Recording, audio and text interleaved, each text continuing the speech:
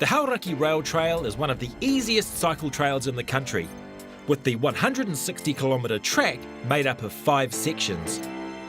There's plenty to see along the way, including an amazing array of bird life, the ruins of old gold mines, a railway tunnel and some stunning scenery.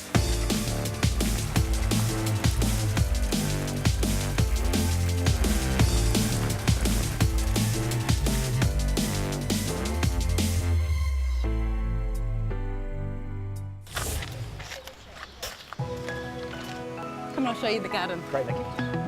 So Nikki, this looks like an operational kitchen garden? Yes, as much as it can be. So we're at the Falls Retreat. Yep. So how did the garden get started? Well, Emma and I are mates. We started up our own garden club, and I think we had 2 meetings. Yeah. And she said, actually, I don't need a garden club, I need you in my garden. Right, so here you are. So here I am. So what would we be having for lunch? Well, I think we've got the globe artichoke actually we're having for lunch. I've grown that mainly for compost material, but Brad is going to use the hearts and is part of the lunch today. We have our herbs, which you'll be using throughout the salads. This is our edible flowers, so we'll be picking some of those for the salads. We've got a whole bed of flowers here that they use in the accommodation and on all the tables as part of the Falls Retreat as well.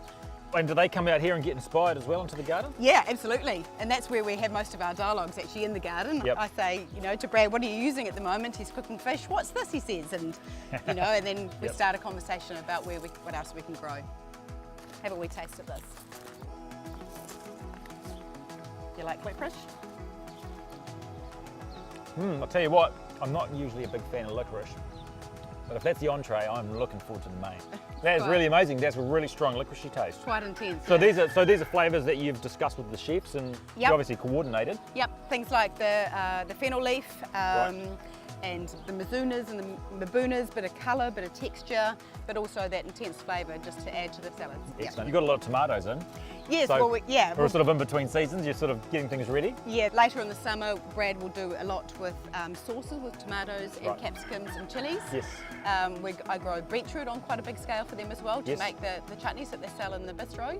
Yeah. Brilliant.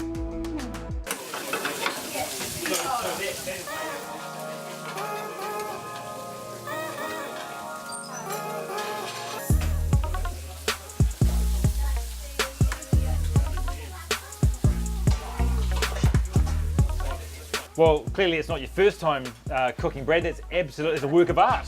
It is, Beautiful. and for us to be able to display seasonal produce coming out of our gardens, and we live by these rules and try and keep it that way, keep it nice and simple. So what we have here is some kale and silver beet wrapped in lebna. We've got some baby carrots, borage flowers coming through here. We've got baby beetroot and a beetroot emulsion underneath, and over here we have strawberries fresh from the garden and all the various picking leaves, herbs, mint and so forth. When you tell the customer this has been picked today and it's on your plate, it just enhances your whole dining experience. Not just a visual aspect but a real health aspect as well. So there's quite a bit of harmony between the kitchen and the garden. It is total harmony. Whoa. Oh, that smells delicious. Thank you so much, Brad. Well, Emma, I think your husband's done an amazing job. It's so good seeing what's coming out of the garden, actually on the plate. Yeah. Brilliant. Well, that's enough talking. I think it's time to eat.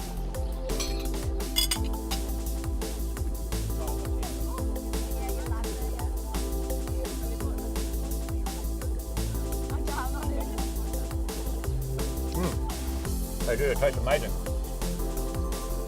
Well, Emma, this is a really beautiful place. I mean, how did you get it started? We have been open for about 6 years. Brad was working at another local restaurant and we had this vision to have our own place. We live here on site and have a bit of a lifestyle.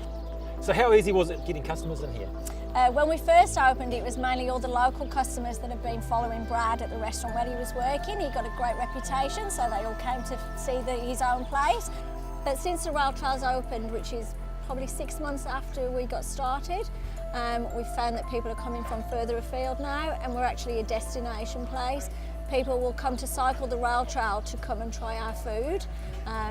We probably are a little bit off the beaten track, so people do have to know that we're here, but the word is definitely spreading, and more and more customers are coming now.